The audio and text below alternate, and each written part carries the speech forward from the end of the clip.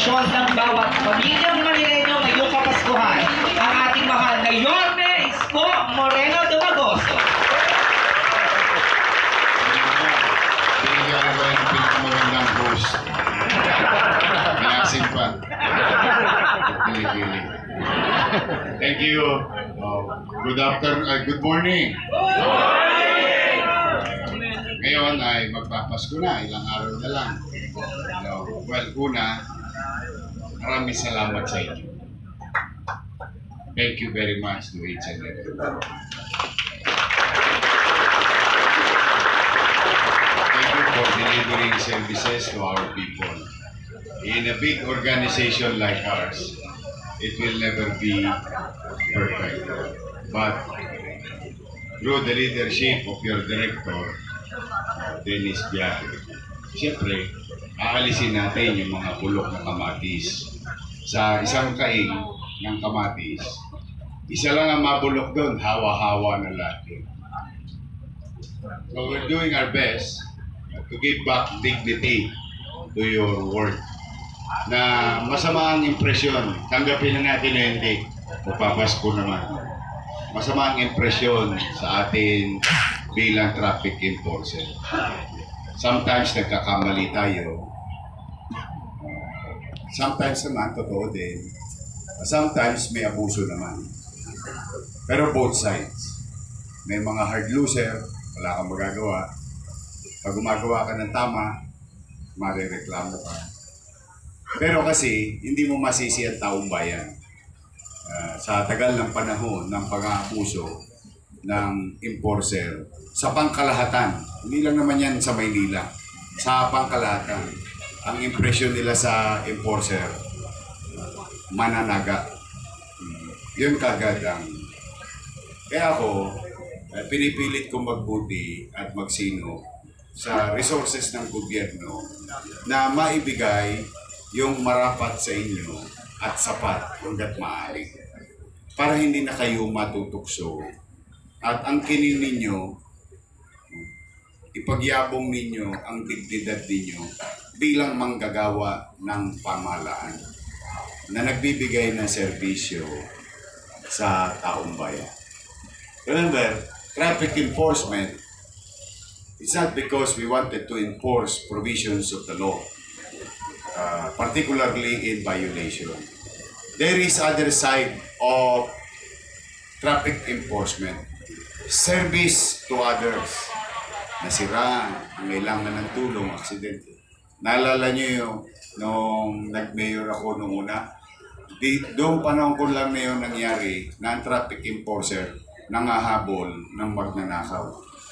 Hindi naman niya trabaho yun. Ang trabaho niya, habulin yung tumatakbong motor na violators o tumatakbong driver na violators. Pero dahil siguro tumaas ang moral niya, pati magnanakaw, inabol niya. Meron pa tayong isa, di ba, yung isang enforcer naman na sumampapas sa sakyan. So yung sabihin, we can go beyond our scope of work giving services to our people. Sana matutunan natin yung mga magagandang leksyon. Huwag natin kokopyahin yung nakasanayan na ng luma na kapag binigyan kayo ng otoridad ay gagamitin natin yon upang ipagyaman ng sarili. Hindi. Meron naman kayo kahit pa paano. Raraos ko naman. Pinipilit ko namang gampanan yung obligasyon ko rin. So, kung kininin nyo, bigyan nyo ng dangal ang inyong trabaho. Siguro yan ang tingin ko magandang mindset natin come 2026. Para unti-unti maibangon natin ng puri na ang taong nagtatrabaho sa gobyerno ay hangad magserbisyo sa tao. Yun, tulungan ninyo kung ibalik yon sa puso at isipan ng ating mga mamamayan. Kapag nakakita sila ng taong gobyerno, across, nagkakalkal ng informal, mga DPS, engineering, and so on and so on. Hanggang doon sa opisina ng mayor, na kapag nakita nila tayo yung hope na inaasahan nila. Tayo yung pag-asa. Tayo yung pag nakita nila, ay, andyan na. Ayan na yung solusyon. Ilagay niyo yan sa puso't isipan niyo sa 2026. Ilan sa inyo, kumulong na ang ulo. Huwag niyo nang hintayin kayo yung susunod. Huwag na, hindi naman kailangan. Mahirap ang buhay. Pero ang pera nawawala, ang pera dumarating. Pag ang dangal nawala, ang hirap ibangon ang buhay. Kaya yan ang mensahe ko sa inyo, galingan ninyo. I continue to believe in you. Again, our organization is not perfect. We are human beings, tend to make mistakes. Maaari tayong magkamali, tao lamang. Sabi ng mga akla lang, tao lang. But, yung pagkakamali, hindi natin pwedeng abusuhin at paulit-ulit natin ginagawa ang pagkakamali. Sabi ni Einstein, don't expect different results will come to you tomorrow if what you did today is the same as yesterday. Naintindihan niyo? Ako rin hindi.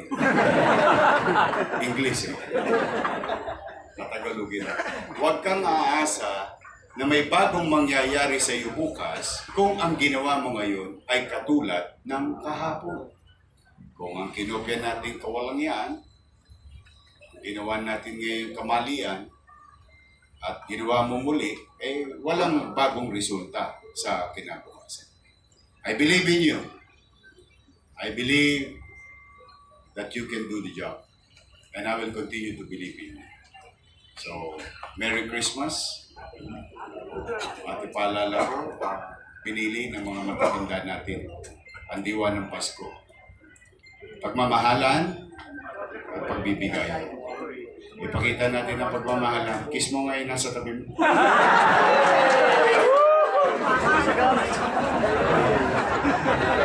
Kasi I love you. Yung nasa kaliwa mo, sabi mo, I love you. Yung nasa kanan mo, tangin niyo, nagsabi kayo ng I love you, pati malang yung nakita ko. Because I love you is a universal word that any language can understand.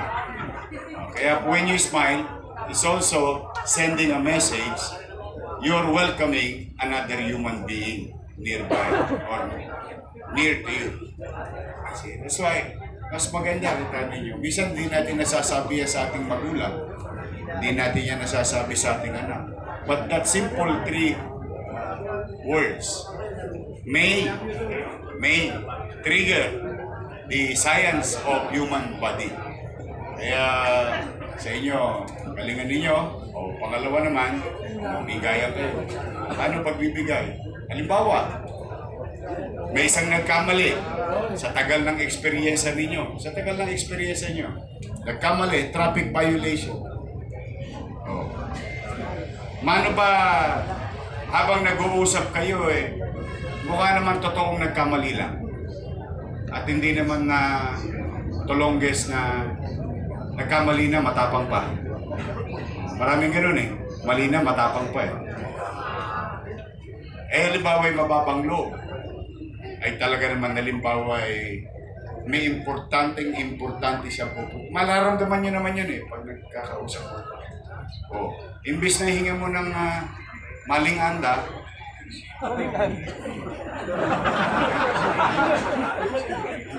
sampuli, sabay kwento, alam mo, ma'am, ito, dito, 200 lang, okay na. Sa City Hall, 1.5, pipila ka pa, 3 oras.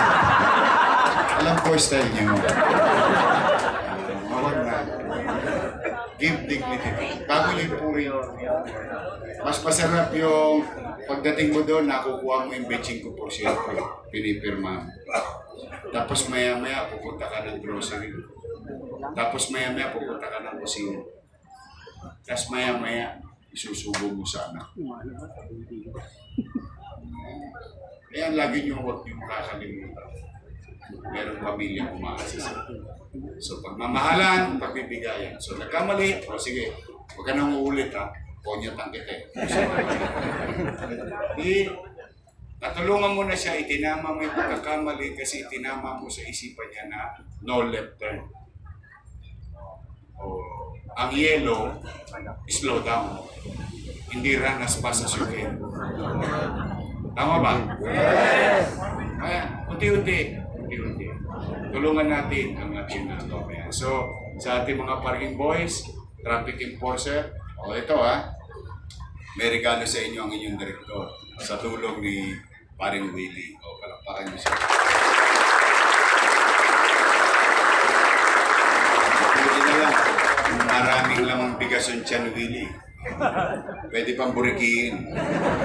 Thank you, Willie. Thank you. Tapos, kayo. Di ba, J.O. kayo?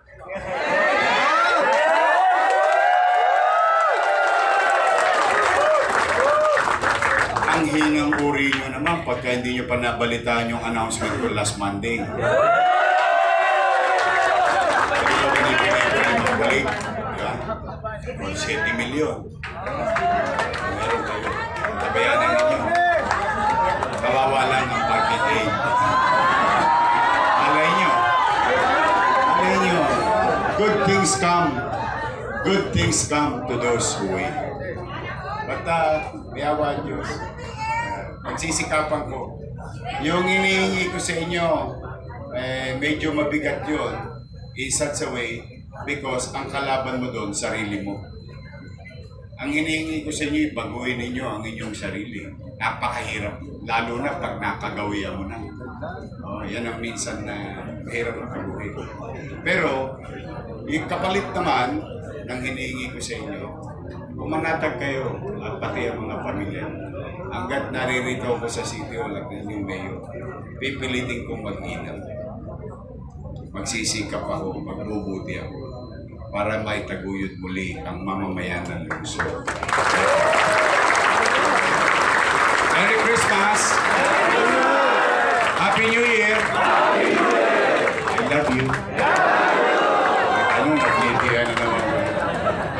Sige, mag-iingat kayo, pagpalain nawa kayo ng buong magapal. Ang wish ko, maging malusog kayo sa 2026. Manila! Thank you. Maraming salamat po.